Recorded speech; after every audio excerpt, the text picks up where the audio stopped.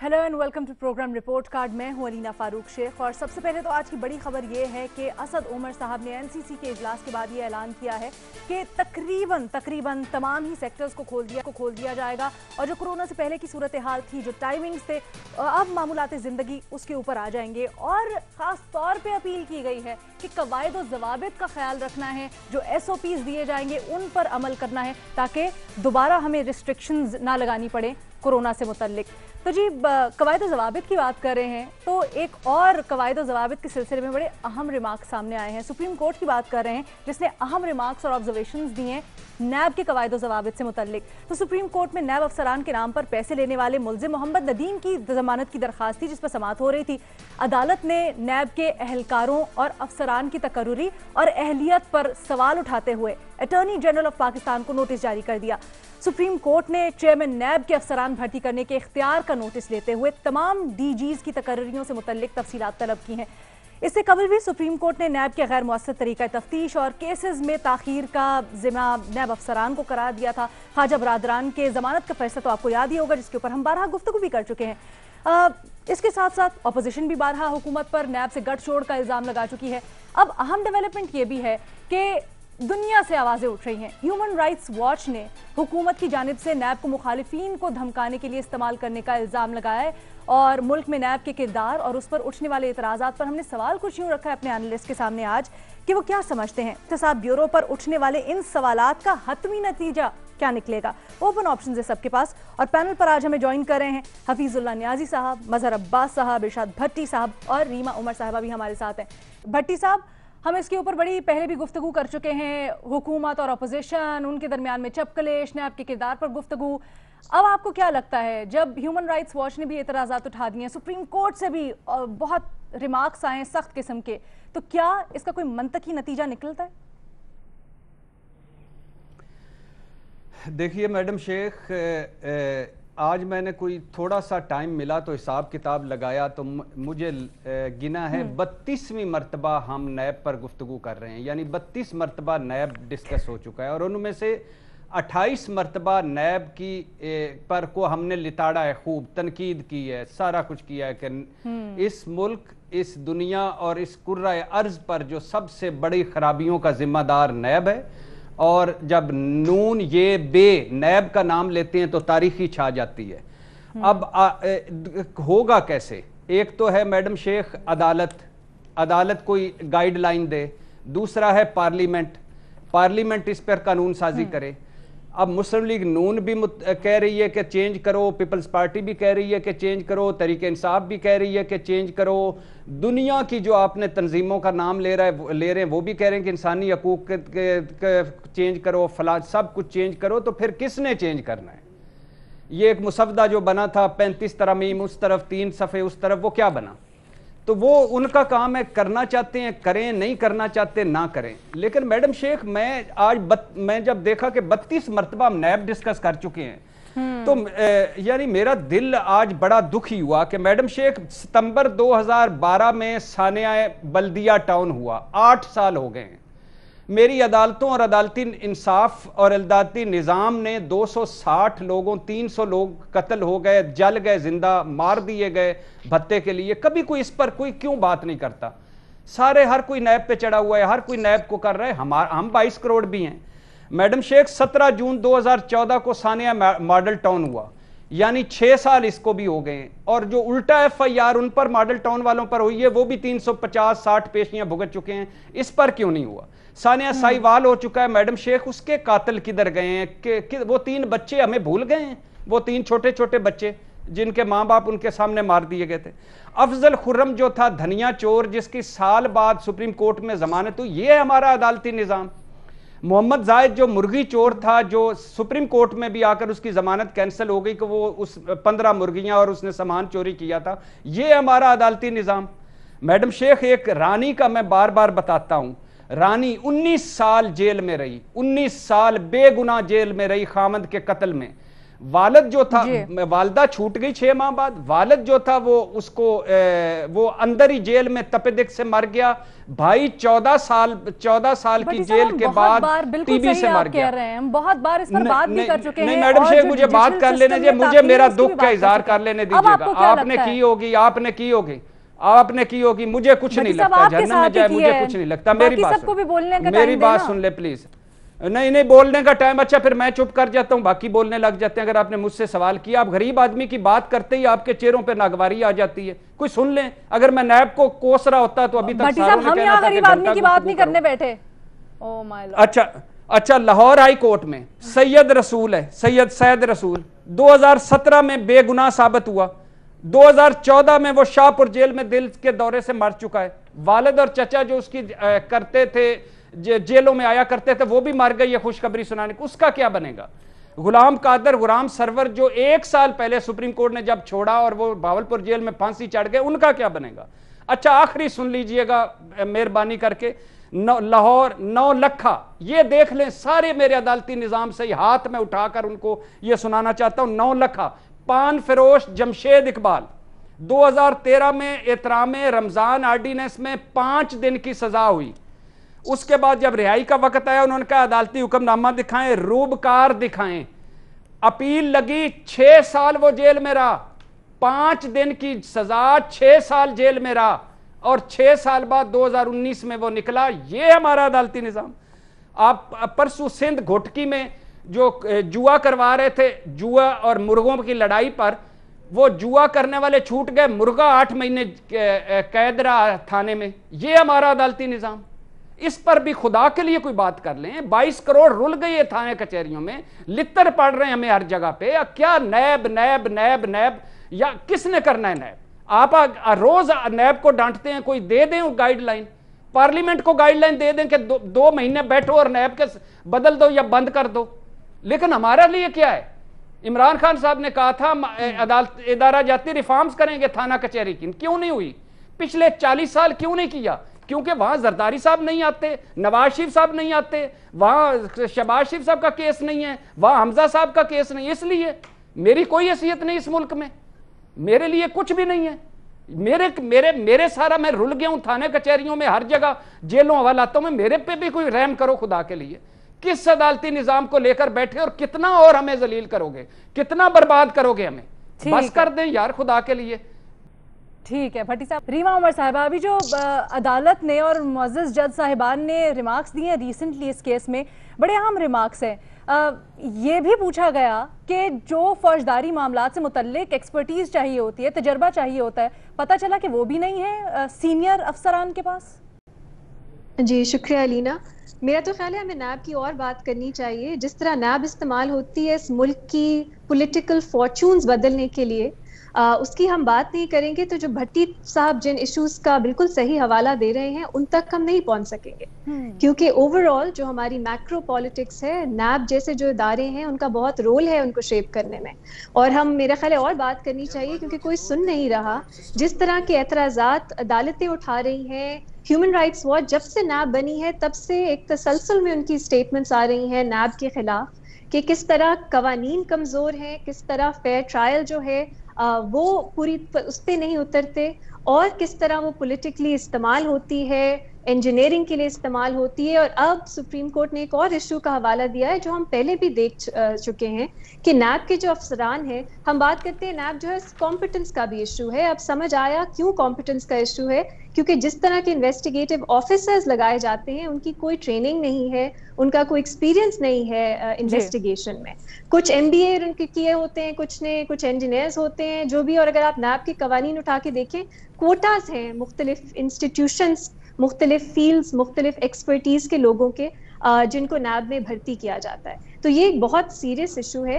लेकिन अलीना, पहले भी मैंने ये बात की थी कि कभी कभी कोई चीज़ इतनी टूट चुकी होती है कि वो फिक्स नहीं हो सकती, आपको सिरे से नई चीज़ बनाने की ज़रूरत होती है। और मेरा ख्याल है नैब के साथ वही सिचुएशन है। अब आप बात होती है नैब के कुछ प्रोविजंस उठा के उनमें तरमीम कर लो, मेरा नहीं ख्याल ये काफ़ी होगा। नैब पूरी तरह से डीलेजिटिमाइज हो चुकी है। मुझे कोई लोग बता दें क्रेडिबल जो अभी भी नैब की तारीफ करते हैं। अभी यूरोपियन यूनियन ने जो अपनी GSP प्लस की असेसमेंट की है उसमें भी नैब का जिक्र है कि वो किस तरह इस्तेमाल होती है पॉलिटिकल परसिक्यूशन के लिए। तो मेरा तो नहीं ख्याल amnesty international, human rights watch, HRCP, मुझे कोई अदारा बता दें क्रेडिबल जिसने नैब की तारीफ की है इंसानी हुकूक के, मैं पर्सपेक्टिव से बात कर रही हूँ। मेरा तो ख्याल अलीना देखें आप नैब के जो ऑफेंसेस हैं जो नैब के पर्व्यू में आते हैं वो उठा के देखें और आप देखें और कौन से इदारे हैं जिनका भी वही मैंडेट है, वही जुरिस्डिक्शन है। जो ऑफेंसेस बच जाते हैं जो नैब के लिए अलग, उसके लिए अब देखें कि कौन सा एक बेहतर, एक कॉम्पिटेंट, एक इंडिपेंडेंट, इम्पार्शियल इदारा बनाया जा सकता है उन ऑफेंसेस के लिए। क्या उसकी जरूरत भी है कि नहीं, क्योंकि हमारे पास FIA है, हमारे पास एंटी करप्शन के और बहुत इदारे हैं। तो नैब की क्या जरूरत है? सबसे पहले तो इस पे मेरा ख्याल है एक डिस्कशन की जरूरत है। ये जो दो राय पाई जाती है ना जनरली, मजहर अब्बास साहब की तरफ लेके चलते हैं। मजहर साहब, एक जो जानिब लोग हैं वो कहते हैं कि जी सिरे से ख़त्म कर दिया जाए नैब को, दूसरी जानिब के लोग ये कहते हैं कि नहीं जी तरमीम लाएं, इस्लाहात लाएं और अकाउंटेबिलिटी का इदारा होना चाहिए। आपको क्या लगता है क्या नतीजा निकलेगा? देखिए, पहली चीज़ तो ये कि अगर हमने 32 मरतबा नैब का क्वेश्चन रखा है तो हमने नैब को डिस्कस नहीं किया। हम एक सवाल ले आते हैं, उसमें हाँ या नहीं में जवाब दे दें, तो हमने नैब को तो डिस्कस ही नहीं किया कि नैब फॉर्म क्यों हुई थी। आज पहली मरतबा पता चला कि नैब में इंजीनियर्स होते हैं, तो ये भी अंदाज़ा हुआ कि इंजीनियरिंग क्यों होती है। ऐसे ही अगर दूसरे इदारों के बारे में हम मालूम कर लें कि वहाँ भी शायद हो सकता है कि बहुत से इंजीनियर्स हों और उसकी वजह से इंजीनियरिंग होती रही हो। जो भट्टी साहब जिन मुकदमात की बात कर रहे थे वो बड़े जेन्युइन मुकदमात हैं। मैं खुद 18 साल से डैनियल पर्ल केस को फॉलो कर रहा हूँ, 18 साल। उसमें 1 महीने में 2 महीने में आपने सजा दे दी और पिछले 14 साल से आप हाई कोर्ट में अपील फाइल हुई, अपील ने उनको एक्विट कर दिया। पिछले 6 महीने से जिनको एक्विट किया गया वो सब के सब MPOs के तहत बंद हैं और अब वो अपील का इंतजार। तो ऐसे बेशुमार के, तो हमने अदालती निज़ाम को भी डिस्कस नहीं किया। हम कई मरतबा क्वेश्चन ले आते हैं लेकिन निज़ाम को नहीं डिस्कस किया। हमने तो सियासी निज़ाम को भी डिस्कस नहीं किया कि पाकिस्तान का पॉलिटिकल जो स्ट्रक्चर है पूरा, पाकिस्तान का पॉलिटिकल सिस्टम है, उसको भी डिस्कस नहीं किया। अगर इन इशूज़ को चाहे हफ्ते में 1 मरतबा डिस्कस करें, एक क्वेश्चन रखें और उसको बहुत सहर हासिल गुफ्तगू करनी चाहिए किसी एक टॉपिक के ऊपर। चाहे आप नैब उठा लें। देखिए नैब क्यों इंपॉर्टेंट है। नैब इसलिए इंपॉर्टेंट है कि नैब के नतीजे में लोग डिस्क्वालीफाई भी हुए हैं। नैब के नतीजे में चीज़ें सामने आई हैं, बहुत सी क्वेश्चंस जो उठ रहे हैं वो यही उठ रहे हैं कि जी आप एक आदमी को गिरफ्तार करते हैं, उसके बाद उस पर रेफरेंस फाइल करते हैं, उसके बाद सालों लग जाते हैं और फिर आगे जाके वो बरी हो जाता है। और चूंकि इसका ताल्लुक आपके पॉलिटिकल सिस्टम से है कि जी अब आपने PMLQ हुकूमत की इत्तेहादी है ना, वो क्या कह रहे हैं कि जी हमारे खिलाफ जो दोबारा इंक्वायरी खुली है वो वजीर आजम के कहने पर खोली गई है। जब आपका इत्तेहादी आपके ऊपर ये सवाल कर रहा है, और ये बात बिल्कुल ठीक है कि जी सवाल तो सब उठाते हैं तो हल क्यों नहीं पेश करते। ये पार्लियामेंट का काम है। पार्लियामेंट में ये बात कई मरतबा डिस्कस हुई कि जी अमेंडमेंट कर लें। इसमें अकाउंटेबिलिटी का कोई इदारा खत्म नहीं होना चाहिए, लेकिन हमें तय करना चाहिए कि इस मुल्क में अकाउंटेबिलिटी होती क्या है, इस मुल्क में हम अकाउंटेबिलिटी करते किस तरह हैं। अकाउंटेबिलिटी और विक्टिमाइजेशन दोनों के दरमियान हमें देखना पड़ेगा कि नैब के पहले चेयरमैन से लेके जो जनरल अमजद थे, उनसे लेके जस्टिस जावेद इकबाल तक जितने नैब के चेयरमैन रहे हैं, इनकी आप अकाउंटेबिलिटी तो करें, इनकी अपनी अकाउंटेबिलिटी करें। क्यों आज से 25-30 साल पुराना मुकदमा आज क्यों खोला जा रहा है? इसका मतलब यह है कि अगर वो मुकदमा जो है वो फाइल कर दिया गया तो नैब के चेयरमैन, उस वक्त के चेयरमैन पर रिस्पॉन्सिबिलिटी आती है, तो उनको तो नजरअंदाज कर दिया जाता है। हम मुकदमा दोबारा खोल के बैठ जाते हैं, तो अकाउंटेबल तो करें उन माजी के चेयरमैन को, उन माजी की नैब की जो कॉम्पोजिशन है उसको तो हम अकाउंटेबल करें। ये तय है, ये हमने देखा है कमोबेश वही ह्यूमन राइट्स वॉच ने भी मुतालबा किया है। न्याजी साहब की तरफ लेके चलते हैं पॉइंट। न्याजी साहब, ह्यूमन राइट्स वॉच न सिर्फ ये कहती है, जैसे कि मजहर अब्बास साहब अभी कह रहे थे कि चेयरपर्सन जितने भी रहे उनकी तफ्तीश और तहकीकात की जाए, बल्कि उन्होंने कहा है जो नए अहलकार हैं जो कि बिला जवाज गिरफ्तारियों या फिर कहें दीगर हरासगी के मामलात में मुलव्विस हैं या उनका कोई कनेक्शन निकलता है, उनकी तहकीकात वगैरह करवाई जाए। तो क्या आपको लगता है कि इससे मामलात बेहतर होंगे?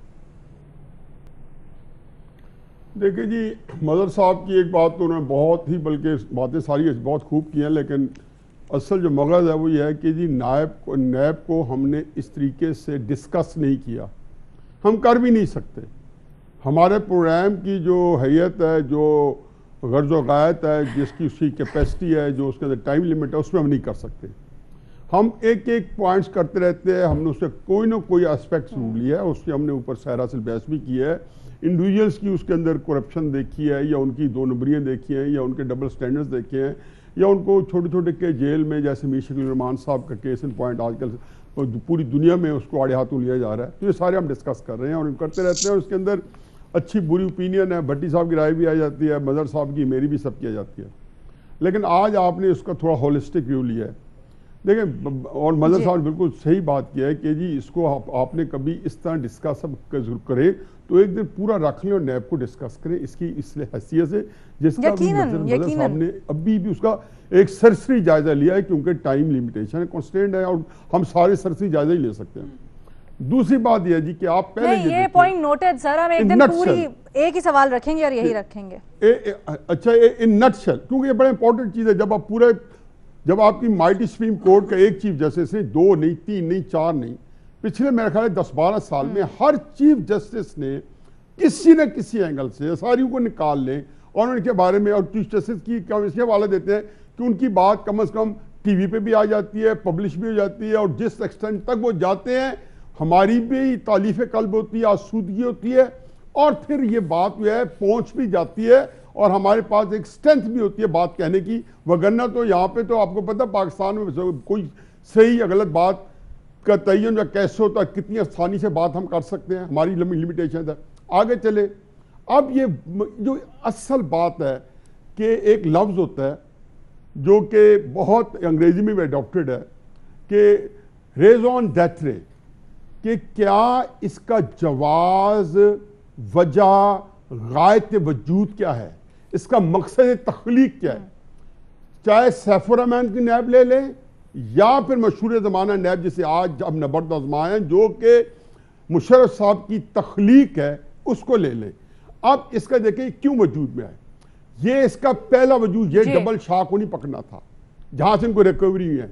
इसकी असल वजह यह नहीं थी कि लोग प्रॉपर्टी के केस में जहां से इन्होंने अरबों वसूल किया, ये कहते हैं बड़ी कि हमने बड़े वसूल किए, वो जो वसूल किए वसूल नहीं किए, लोगों ने देना है। अपने तजर्बे की बुनियाद पर हमें जरा एनलाइटन कीजिएगा, क्या आप समझते हैं क्या होना चाहिए, क्या हल निकलना चाहिए इस मामले का? नहीं, मैं इसमें 2-3 बातें बड़ी इंपॉर्टेंट कर रहा हूं, क्योंकि ये बात ऐसी है कि मैं एक चीज हवाला देता हूं प्रोग्राम में मैं दो बातें इंपॉर्टेंट ये सुन लें कि बेनज़ीर भुट्टो ने एक तकरीर की थी मई 1997 में, 17 सीट के साथ खड़ी थी, और उसने लीडर ऑफ द अपोजिशन के तौर पर की थी। नवाज अभी आए इक़्तिदार में 2-3 में ही हुए थे। मुल्ज़म नंबर 1 जो था नैब का, इत्तेसाब रहमान जो कहते थे, वो थे जरदारी साहब। तो उन्होंने कहा था कि ये नैब जो है आप भी इसके भुगतेंगे।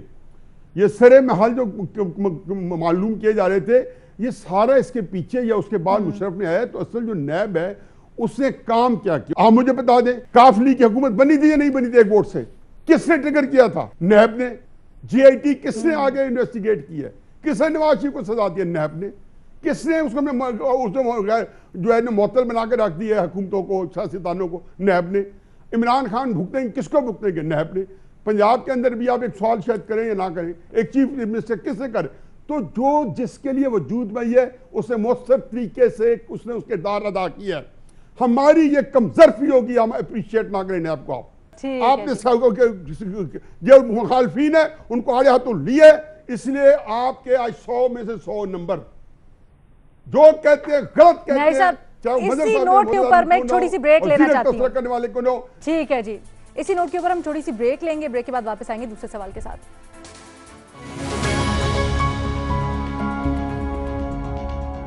जरा पंजाब की बात करेंगे। एक तरफ तो ये अफवाहें गर्म हैं कि वजीर आला पंजाब उस्मान बुज़दार को तब्दील किया जा रहा है। ये तजावीज़ भी मुस्लिम लीग काफ दे रही है कि जी अगर तब्दील किया जाना है तो फिर चौधरी परवेज़ इलाही को उनकी जगह वजीर आला बना दिया जाए। लेकिन दूसरी जानिब आज अहम डेवलपमेंट ये हुई है कि नैब ने वजीर आला पंजाब को 12 अगस्त को तलब कर लिया और बताया जा रहा है कि मुबैना तौर पर गैर कानूनी तौर पर उन पर शराब का लाइसेंस एक होटल को जारी करने का इल्जाम है।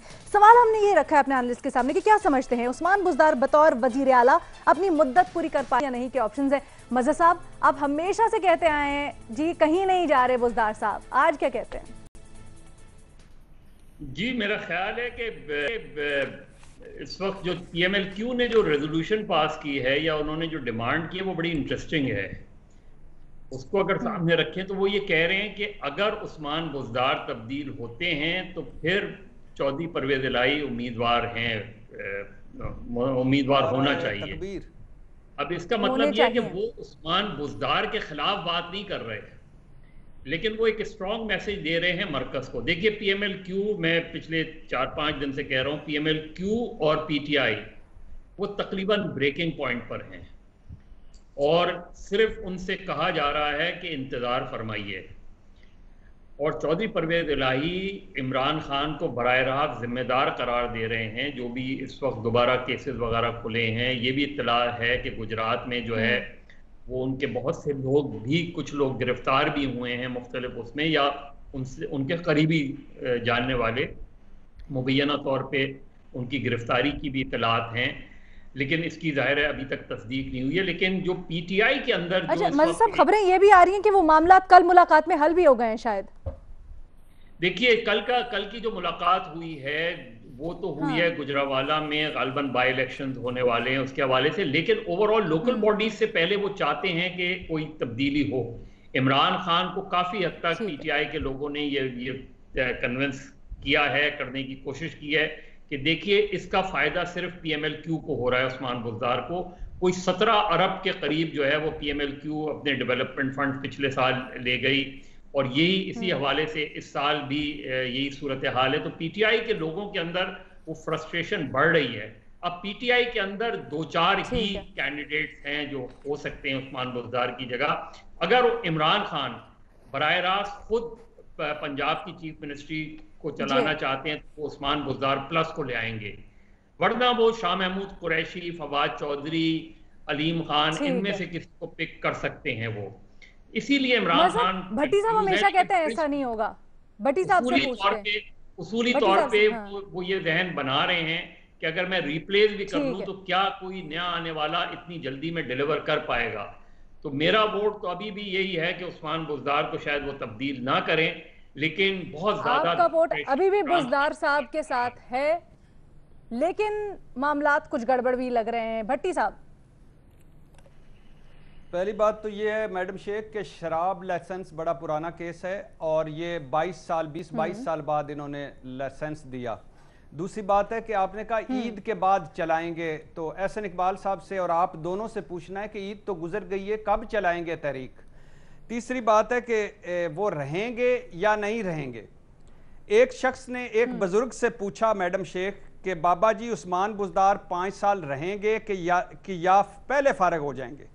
बाबा जी ने गहरी सांस ली, उस शख्स को गौर से देखा, अपनी जेब से माचिस की डब्बी निकाली, डब्बी में से 2 तीलियां निकाली, फिर एक तीली वापस डब्बी में रखी, दूसरी तीली को तोड़कर 2 हिस्सों में तकसीम किया, फिर तीली का अगला हिस्सा कान में फेरते हुए बाबा जी बोले, पुत्र मैनू नहीं पता। ठीक है बाबा जी, हम यहाँ पर एक छोटी सी ब्रेक लेते हैं, उसके बाद न्याजी साहब से पूछेंगे जी वो पंजाब में ही बैठे तो क्या हलचल चल रही है वहां पे, जरा ठीक है ब्रेक। हम अपने एनालिस्ट से पूछ रहे हैं जी क्या उस्मान बुज़दार बतौर वजीर आला रहेंगे, मुद्दत पूरी करेंगे या नहीं, हाँ या नहीं के ऑप्शंस है। रीमा,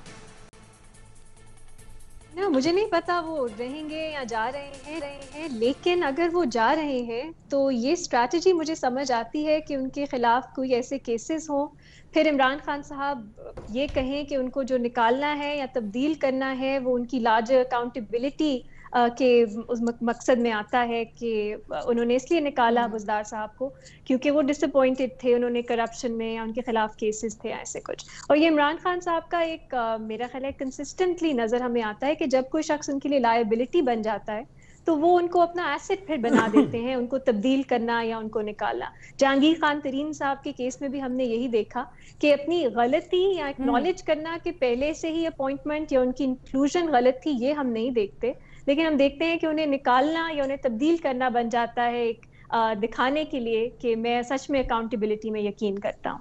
तो शायद अगर बुज़दार साहब तब्दील हों तो वो इसी तरह होंगे। गलती हम नहीं देखेंगे कि इमरान खान साहब माने कि उन्होंने अपॉइंटमेंट में ही गलती की थी।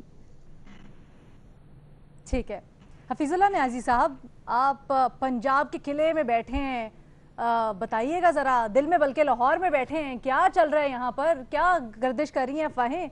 जा रहे हैं क्या वजीर आला साहब?